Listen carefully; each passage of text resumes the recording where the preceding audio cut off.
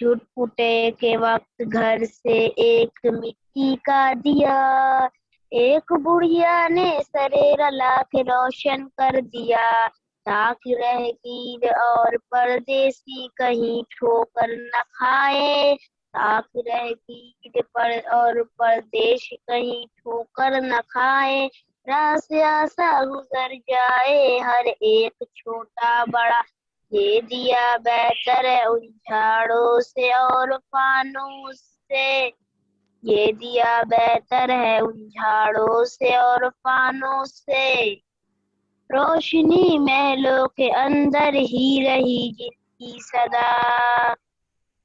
घर निकल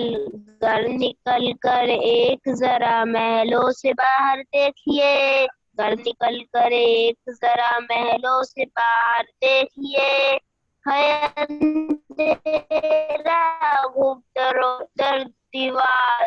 दीवार पर छाया हुआ, है अंधेरा दरो दीवार पर छाया हुआ,